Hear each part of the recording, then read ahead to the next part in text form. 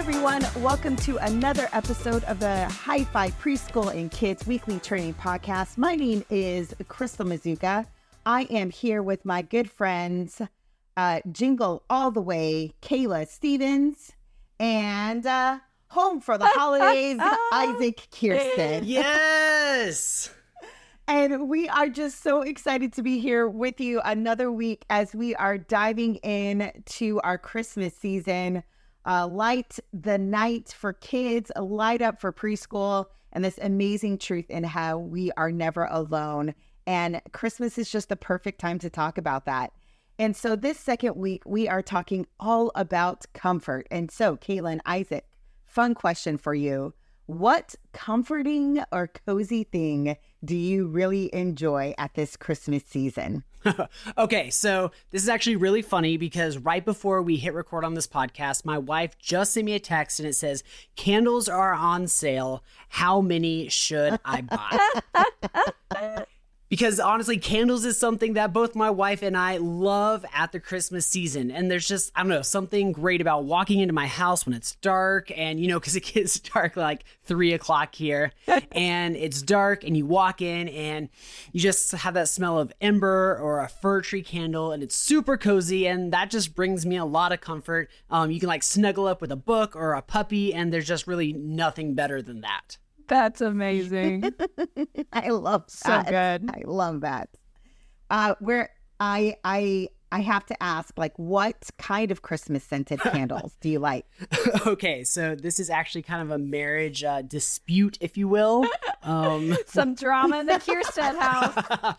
a little bit. So I tend to like that like mahogany teak wood or like a thicker woodsy smell. But then my wife is saying she wants it to smell like rose water or something nice like that. But there are definitely parts of the house that I'm allowed to burn my ember or balsam wood candle. So so those are my favorites.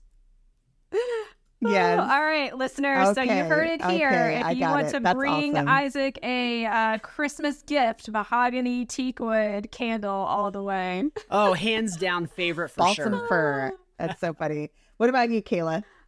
Okay, so I think for me, one of my favorite things that I look forward to all year of the comfy coziness of Christmas is snuggling by the Christmas tree with all the lights out and just the glow of the Christmas tree with like hot chocolate.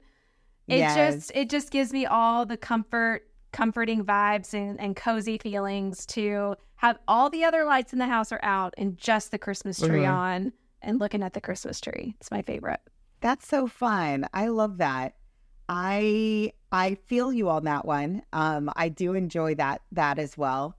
I would say, though, my comforting, cozy thing has got to just be all of these wonderful Christmas drinks that you can get from different coffee shops. I'm not a huge pumpkin spice fan, and I'm also not a peppermint fan, believe it or not.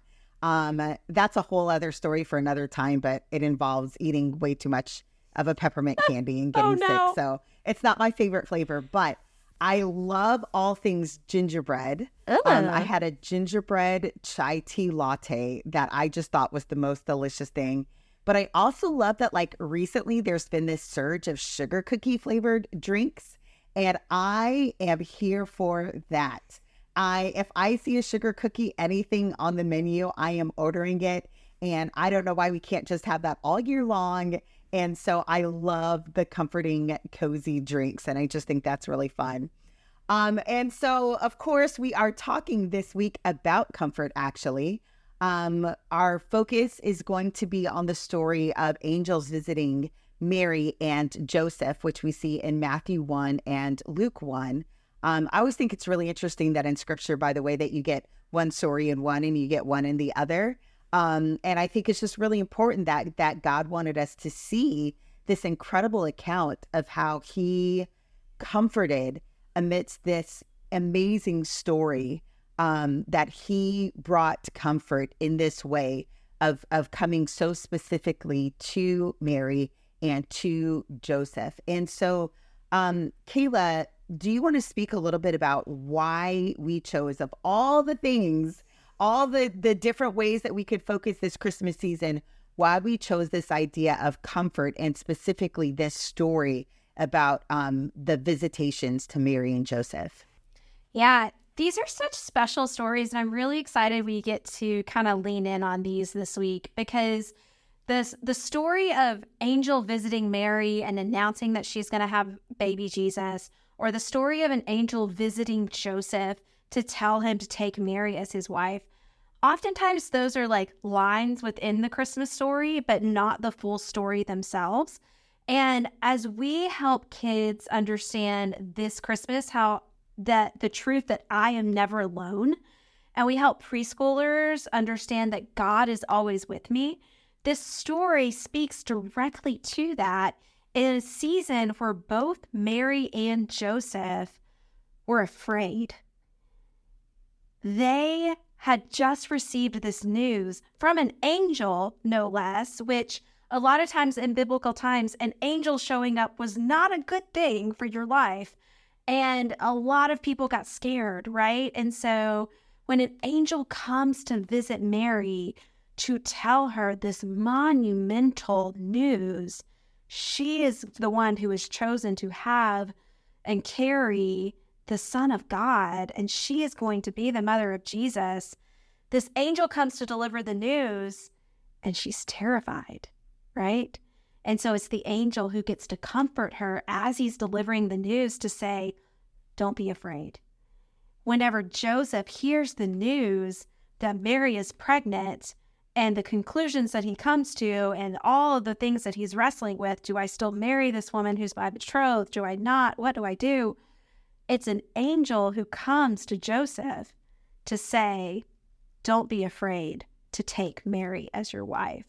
And so I love these two stories where we get to help kids and preschoolers understand, even before Jesus is born, this story of how God was with Mary and God was with Joseph, preparing them to be the parents of Jesus. And as they receive this really startling news, he sends angels to comfort them. And in a similar way, God is with us to comfort us. So that's a little bit of the background of why we get to choose this story and walk through it, and how we get to help kids and preschoolers make those connections about how God comforts us and he is with us. And therefore, we are never alone because God's with us and he comforts us. Yeah. You know, one of the things that I've always thought is interesting about the idea of comfort is that you only get comfort when you need it. Like, this is an aspect of God that we only get to experience when we need it, when we're seeking it, when it's just like, you know, he didn't just come to comfort Mary because she was like, hey, I'm great, I'm fantastic, everything is wonderful and fine. But it was because she was afraid, he comforted her. His comfort is something that we only experience when we need it. It's always there for us because God knows that there's times that we're going to need it. So Isaac, thinking about like kids at your own church, thinking about all the kids and the families that our listeners are going to be getting to share this with, like, how do you feel like we can encourage families and kids during this season with this amazing truth that God comforts them? Yeah, I think that one thing we have seen over and over about Hyfi is the community and relationships that it creates. And I think that one really, really cool avenue that we have as a church community or even a church family is to just be there for people in this season. We know that in this season, people are going through a lot of emotions and a lot of stress, and we have the privilege to be there when they need it most as part of their community. We don't want to assume we know that everything. We don't want to assume that we know everything a kid is walking into church with, or what they're going through, or that the family who looks like they have it all together really does, because we're all broken. We're all going through things. Who knows like what's going on a Sunday morning. But I think the first thing that we get to give these families and kids is a place that they can feel loved, that they can feel accepted, but most importantly, that they can learn about a God who is always with them and wants to comfort them. God is always there, and we get to share this good news with these kids and families. God is always with them. whether it is while they're trying to pick up all their kids from church and try to get to lunch, or it's at 2 a.m. when they wake up stressed about something happening in their life. They can cry out to God for the comfort that only He can give them. And it's so cool that in this story, the angels first say, "Peace be with you." From the beginning, the angel comforts Mary and tells her to have peace because God is with her and wants her to have His peace. And just like Mary, God wants to give these kids peace, for them to know that it is not an accident that they are where they are or that they're in the situations, but God has a plan for them and they can have comfort in that. Man, that is just so good. We talk about flip the script a lot on this podcast because, so much of that research is what led to Hyfi. And just knowing that this generation is a very, very lonely generation. There's all of these feelings of, even though I'm surrounded by people all the time because of technology, I feel isolated and I feel like I'm alone. I feel like nobody sees me. I feel like I can't necessarily even depend on anyone or anything.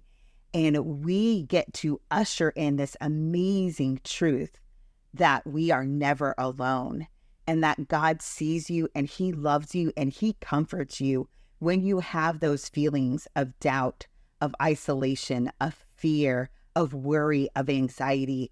God sees you and He has this amazing comfort for you. And so this isn't just though for the kids in our ministries or even their parents, but like there's leaders who are listening to this right now, leaders who are going to get to teach this incredible, incredible truth this next week about how God comforts us and we are never alone.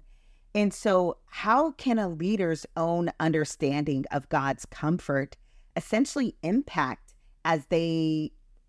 what they're going to do this next week as they teach this story and as they share this truth? Like, why do you think it's important that a leader really understands and grasps this idea of God's comfort?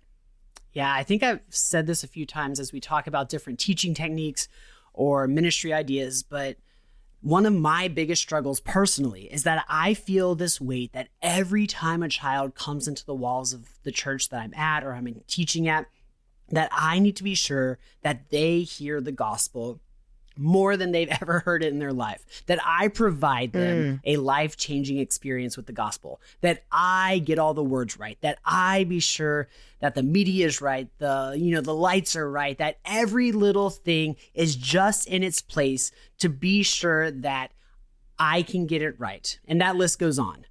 But when we have this comfort and reassurance that all of that is out of our hands, that the salvation of this kid is in God's hands and that He will work through whatever we do, we need that reassurance. We need to have that reassurance going into a Sunday, going into a Christmas season, that it is not up to me, but that God already has everything under control and that He is here with me, preparing the hearts of the kids to hear this gospel message.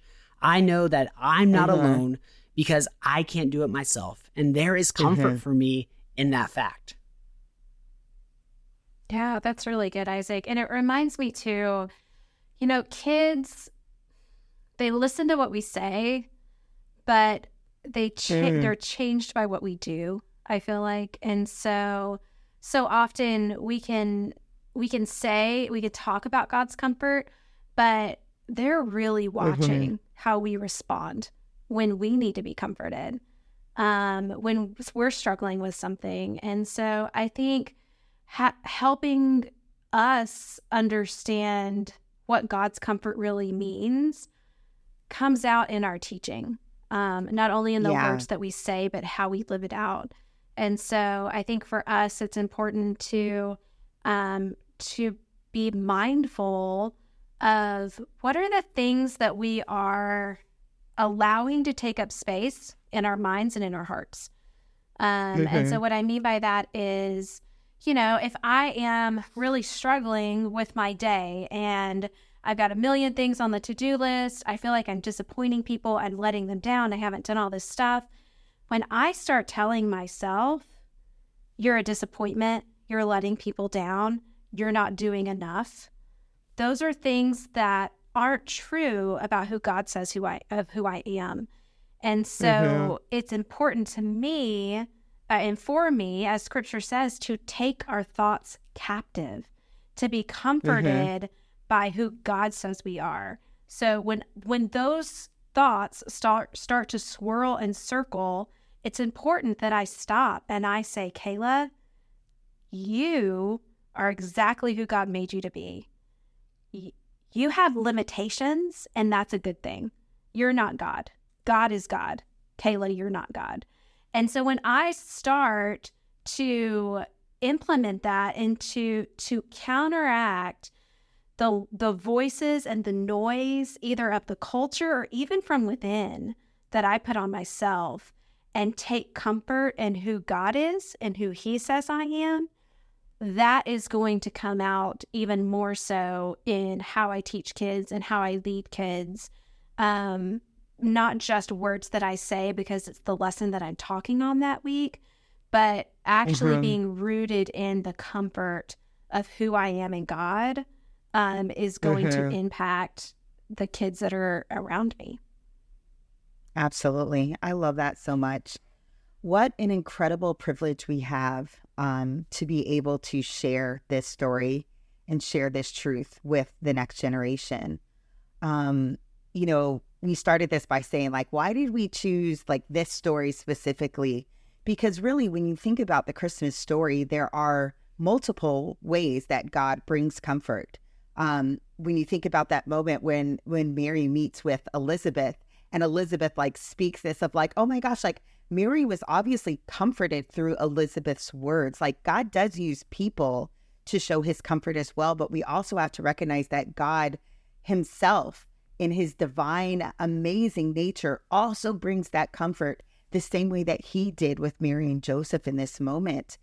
And so I think that we as leaders, like it's so important for us to recognize that we can be the voice of comfort, and we can also pray for that spirit of comfort to come. And what a cool thing to do during this Christmas season, to be intentional about that. Like, God, where are you opening up doors and opportunities for us to be able to speak comforting words to kids, to families, to each other? And then also, God, where do you just want me to be praying for just a spirit of comfort to come on these people that I care about so much? And I think it's not usually an either or. I think it's often a both and. And what a wonderful thing to celebrate this Christmas season is the incredible comfort that can come only from God, and that truth that we are never alone in him. Listeners, we are so excited for you to be able to share this with your families and with your kids this upcoming week. We would love for you to just come onto our Facebook group and just let us know, like, what are you seeing? What are you doing? What's happening in your ministries right now? How can we be celebrating with you? How can we be praying for you? And we're just so excited for what God is doing during this December here with Hyfi. Tune in next week where we are going to get to talk about Jesus being born, actual Christmas Day, that incredible moment, and how the birth of Jesus brings us peace. You're not going to want to miss it. Have a great, great week, and we'll talk with you next week.